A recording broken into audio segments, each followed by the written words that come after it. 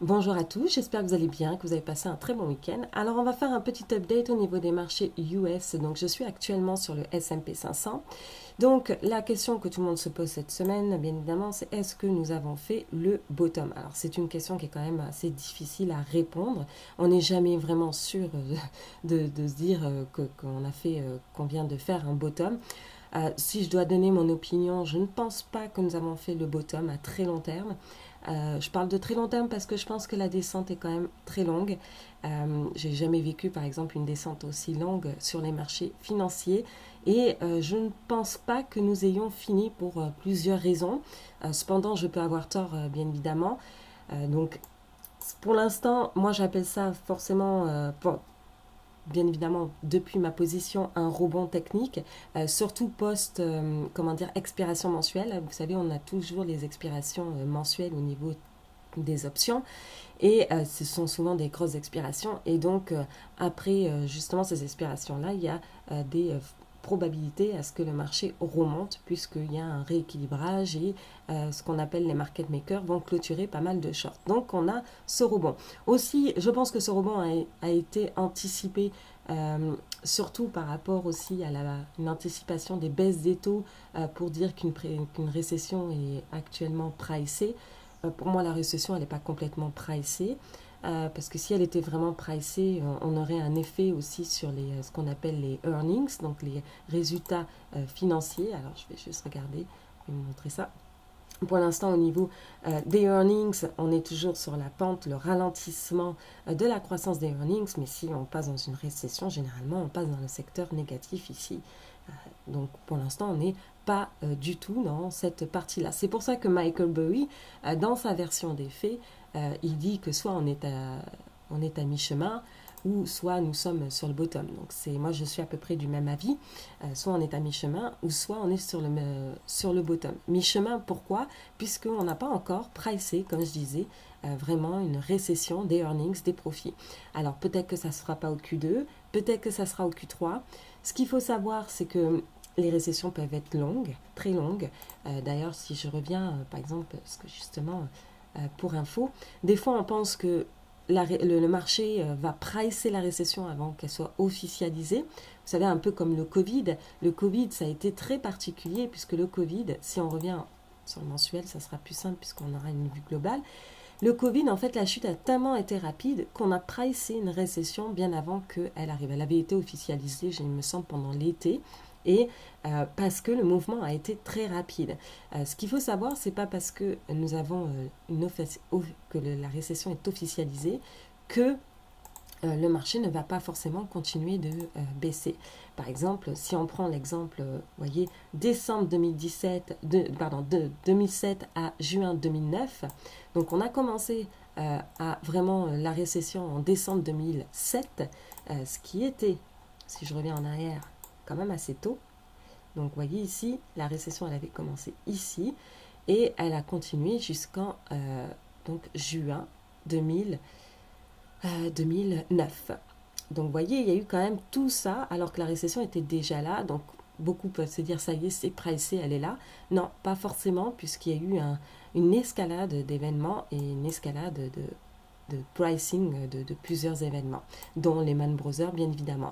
Là, pour l'instant, même si, admettons, on a eu 2 trimestres consécutifs en contraction, on ne sait pas encore, mais admettons, nous avons eu ça, ça se peut que ça ne soit pas forcément terminé, puisqu'on n'a pas encore forcément pricé une récession des earnings. Donc, ça peut être long. Comme vous pouvez constater ici, ça a duré quand même pratiquement 2 ans.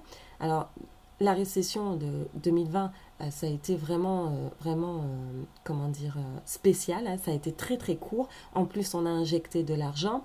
Mais vous voyez, même par exemple dans les années 2000, la récession est arrivée donc en mars 2001 et jusqu'en novembre 2001. Et pourtant, les marchés ont continué de baisser. Vous voyez, si on revient de mars 2001, donc elle avait été officialisée en mars 2001 et elle a continué jusqu'en novembre 2001 officiellement. Et pourtant, le marché a bottomé, c'est-à-dire a fait un bottom bien avant, bien après que ça soit finalisé. Donc vous voyez, ça peut durer très longtemps, des fois, les marchés baissiers. Et pour l'instant, on est encore dans le marché baissier. Donc soit on est à mi-chemin, comme je disais, et on n'a pas pricé encore les la baisse des earnings, donc ça descend lentement, mais on n'a pas encore forcément pricé une récession des earnings, ou soit on est à mi-chemin, ou soit on a fait le bottom. Mais personnellement, je vote pour l'option 1. Je peux me tromper, hein. Donc voilà. Alors là, je reviens sur ce graphique-là aussi, qui est le ratio secteur... monter très haut. Le secteur cyclique versus le secteur défensif. Donc c'est un petit peu, si on regarde, ça démontre un petit peu les accélérations de croissance et les ralentissements de croissance. Donc là, on est à mi-chemin, vous voyez, mi-chemin. Et vraiment, quand on passe dans cette range, dans ce ratio ici, alors je vous conseillerais d'en prendre note de ce ratio, puisque c'est très intéressant. Ça permet de voir où vraiment le marché... parce que vous voyez, c'est un gros range. C'est un petit peu, ça représente un petit peu, comme ça représente les accélérations un peu et les ralentissements de croissance, c'est un petit peu aussi, vous voyez, quand on regarde le leading indicator, ça fait un petit peu la même chose. Donc vous voyez ici, vous voyez, ça fait un petit peu les mêmes variations. Donc ça permet d'avoir un petit aperçu, justement, si nous sommes dans le processus d'accélération ou dans le processus de ralentissement. Pour l'instant, nous sommes toujours dans le ralentissement et comme on peut constater, c'est un mi-chemin. Par exemple, vous voyez ici, là on était à mi-chemin. Et ensuite, bon, il y a eu le Covid, l'événement du Covid qui a vraiment tout flanché. Mais vous voyez ici, par exemple, cette section ici qui est en bas, c'est la section où on passe dans vraiment le pricing d'une récession. Alors pas là, pas ici, parce que là on est encore en début de cycle économique, donc ça avait du mal à se remettre de la crise de 2008. Donc ça a pris du temps. Et justement, c'était des grosses opportunités quand on en revient ici à... justement re-rentrer sur les marchés. Donc là, on peut constater que cette partie ici est une partie où vraiment on a pricé une bonne partie de la récession. Donc là, on est vraiment à mi-chemin. Donc ça se peut que comme ici, vous voyez, comme en 2018, fin 2018, on est sur un petit rebond et on va repartir. Mais le fait qu'on ait une grosse divergence ici, après, lorsque nous avons fait des plus hauts sur le S&P 500, mais qu'ici, ça n'a pas fait de nouveaux plus hauts, ben, justement, on a raflé tous les gains qui ont été faits justement dans cette période-là. Donc, c'est ça qui est important de noter, c'est que pour l'instant, ça, c'est toujours, vous voyez, on a fait toujours des plus hauts, toujours plus bas, toujours en tendance baissière. Et c'est important de, vous voyez, si je rajoute le S&P 500, c'est pour ça que c'est un indicateur que j'aime bien regarder. Quand je rajoute le S&P 500, vous voyez ici, on a fait un nouveau plus haut sur le S&P 500, mais on voyait que sur le ratio, là, on avait une grosse divergence. On voyait bien qu'il y avait un ralentissement de croissance incroyable. Et donc, tous ces gains qui ont été faits ici ont été raflés. Donc ça, c'est pour ça que c'est quand même assez intéressant à garder comme indicateur. Il en était, vous voyez, par exemple, de même. Hein. Vous voyez, par exemple, en 2015, on a eu le gros range 2015-2016. Et vous voyez ici, ce ratio-là avait commencé à baisser bien avant. Vous voyez, qu'on continue de faire peut-être un nouveau plus haut. Et donc, ça a été tout raflé. Les gains ont été tout raflés ensuite. Donc voilà, donc ça c'est un indicateur qui est quand même assez important. Donc pour l'instant, on est toujours dans une tendance baissière sur cet indicateur-là. On n'a pas fait, par exemple, de nouveau plus bas, plus haut. Donc pour l'instant, ça n'a pas été confirmé. Donc comme je disais, on peut être à mi-chemin ou on peut être, bien évidemment, sur un bottom de courte durée comme on a eu fin 2018. Enfin, de courte durée, ça peut durer plusieurs mois. Et ensuite, c'est finalisé.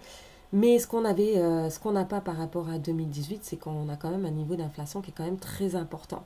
Donc en 2018, bien évidemment, la Fed avait commencé à baisser ses taux. Hein, si on regarde, vous voyez, en 2018, Federal Fund, voilà. Vous voyez, par exemple, on avait commencé donc en 2019 à baisser ses taux. Mais comme l'inflation était aux alentours de 2%, c'était plus simple de pouvoir justifier tout ça. Donc là, pour l'instant, le fait qu'on ait une inflation à 8-9%, qui reste quand même assez élevée, c'est plus difficile pour la Fed, pardon, de pivoter. Alors tout le monde pense que le fait que là, que ici on ait une baisse justement qu'on a des... fait des coupures au niveau des taux. Oui, mais pour ça, il faudrait que l'inflation quand même soit moins sticky. Donc pour l'instant, même si elle commence à, par exemple, ici à pricer ce qu'on appelle des high cut, hein, des coupures de taux. C'est quand même assez difficile de se dire ça pour l'instant, étant donné que l'inflation reste vraiment encore élevée. Et donc, tant que l'inflation reste au-dessus de 2%, ça va être difficile de pivoter pour la Fed et notamment d'imprimer de l'argent. Alors ça, c'est parce que tout le monde pense que les marchés, comment dire, la Fed va imprimer de l'argent, mais sauf que ça va être difficile pour la Fed d'imprimer de l'argent pour la simple et bonne raison que le taux d'inflation est encore élevé. Donc c'était simple, par exemple en 2008, de rattraper les marchés puisque le taux d'inflation était vraiment très bas, de réimprimer de l'argent. Il était simple aussi en 2020 de réimprimer de l'argent puisque les taux d'inflation étaient très bas. Donc là, à moins qu'on ait vraiment une récession et donc quelque chose de plus drastique, donc une baisse plus drastique, je ne vois pas la Fed imprimer de l'argent pour générer de l'inflation sur déjà de l'inflation. Donc tant que le taux d'inflation reste quand même très élevé au-dessus de 2%, je ne la vois pas forcément imprimer de l'argent, à moins qu'on retourne en dessous de 2% et qu'il y ait une crise effectivement de liquidité.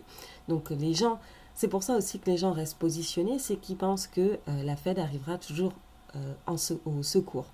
Sauf que quand elle arrive au secours, c'est généralement, les gens sont dans des margin calls, panic selling, c'est souvent dans ces conditions-là et pour l'instant on n'a pas eu ce genre de phénomène-là. C'est pour ça aussi que le VIX n'a pas fait de gros spikes pour l'instant, pour la simple et bonne raison que les gens ne se sont pas protégés forcément, ne se sont pas fait, jeter dehors par des margin calls ou autres. Donc là, pour l'instant, c'est pour ça qu'on n'a pas eu de gros spikes comme ici, comme ici, comme ici, comme ici.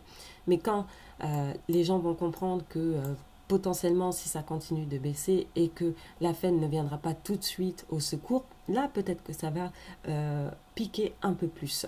Et donc, pour moi, ça se traduit là actuellement pour ça, c'est parce que oui, on a du monde qui est actuellement encore positionné, on a un sentiment extrêmement pessimiste, mais on a du monde qui est extrêmement positionné sur les actions, parce qu'ils sont encore en train de penser que la Fed va les sauver si on a une baisse plus drastique. Certes, potentiellement qu'elle agira, mais pour ça, il va falloir vraiment que ça soit drastique, la baisse, très drastique, et donc potentiellement à mi-chemin, comme j'expliquais. Donc là, ce que je vais revenir, c'est aussi par rapport à l'ISM. Donc là, l'ISM, c'est le PMI, là, l'indicateur PMI. Pour l'instant, vous voyez, on est toujours sur la pente descendante et on peut voir que l'indice des conditions financières annonce que l'indicateur du PMI va continuer de baisser et ralentissement de la croissance. J'avais perdu mes mots. Donc là, on voit qu'on est toujours, pour l'instant, il y a un écart entre les deux, que le PMI n'a pas encore réagi. Et d'ailleurs, on peut le voir aussi. Vous voyez, le leading indicator, on est vraiment sur la borne des zéros. On est à mi-chemin. Donc soit on est à mi-chemin, ou soit on rebond ici. Mais pour rebondir, il faudrait quoi? Il faudrait que vraiment, peut-être, on ait un stimuli, peut-être gouvernemental, ou un changement de pivot de la Fed, mais vraiment un gros changement de pivot de la Fed, ce qui pour l'instant est peu probable étant donné que les taux restent encore élevés, le taux d'inflation reste encore élevé, un pivot soudain serait surprenant, mais on reste ouvert bien évidemment à des éventualités.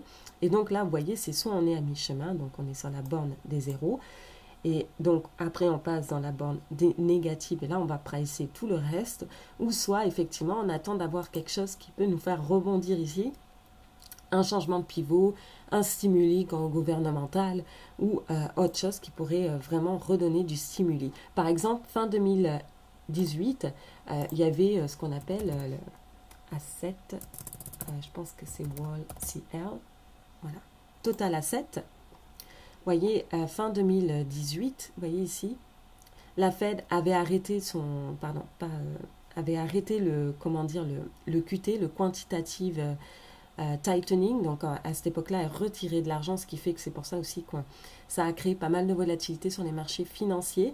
Et lorsqu'elle a arrêté ça, ça a été un potentiel de se dire, ok, c'est bon, elle arrête d'enlever des liquidités des marchés, donc ça a laissé un petit peu souffler les marchés. Mais là, on va dire qu'elle commence, elle a commencé en juin, et elle va doubler tout ça en mois de septembre, donc c'est-à-dire qu'elle va doubler le fait de retirer de l'argent au mois de septembre.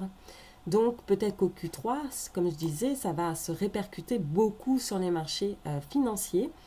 et donc aussi sur les earnings, comme on peut voir ici. Donc là, pour l'instant, on n'a pas pricé vraiment la totalité d'un potentiel vraiment de baisse sur les earnings, sur les résultats financiers.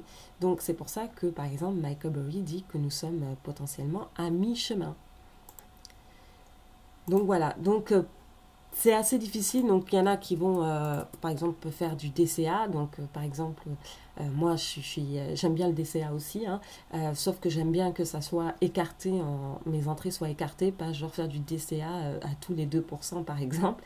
J'aime bien avoir vraiment un gros écart entre les deux, afin justement de pouvoir avoir plus de marge de main-d'œuvre et plus moyenner le prix.